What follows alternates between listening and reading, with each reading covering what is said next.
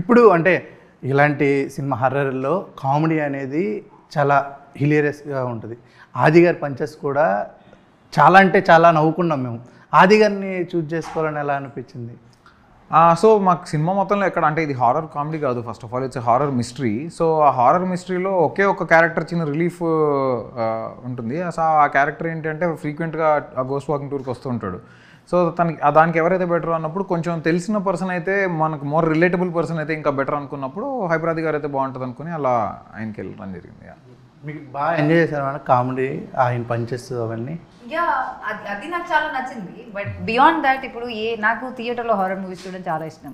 ఇప్పుడు కాంజరింగ్ కానీ, lights out కానీ, ఏ సినిమా అయినా సరే ఇలా చాలా క్రిటికల్ ఒక మూమెంట్ ఉంటుంది కదా, ఆ టైంలో ఆడియన్స్లో ఎవరేదో ఒక పని చేస్తారు, అది నాకు చాలా ఇష్టం. ఈ సినిమాలో అలా చాలా, నేను సినిమా చూడడానికి వెళ్ళినప్పుడు చాలా సీరియస్ సిచ్యువేషన్, ఏదో అందరిలా కూర్చుంటే మధ్యలో అయ్యో అయ్యో రామ అయ్యో అలా ఏదో ఒకటి చేస్తారు వాళ్ళు వాయిసెస్తో. సో అది నాకు చాలా ఇష్టం. సో మనం సైలెంట్గా అలా చూస్తూ ఉంటే హీరో మీద వచ్చిన కామెంట్, ఒక చిన్న కామెంట్ ఏదో ఒకటి, వెనకాల చూడరా వెనకాల, అట్లా అట్లా. ఇది నేను కూడా అంటే ఇలా చూసేటప్పుడు సైలెంట్గా అలా చూస్తూ ఉన్నా, ఒకడు కామెంట్ చేశాడు, అంటే హీరో ఎందుకురా ఎందుకు వెళ్ళొద్దురా అని.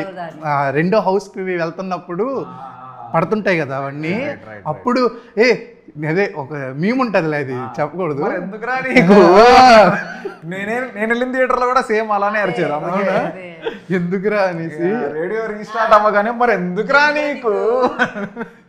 సూపర్ ఉంటాయి ఆ మూమెంట్స్ వింటే, అంటే ఆడియన్ దాన్ని వింటున్నాడు అని తెలుసుకోవటానికి కూడా మనకి అలాంటి వర్డ్స్ పడుతుంటే ఉంటుంది. మీకు కూడా హ్యాపీగా ఉంటుందా?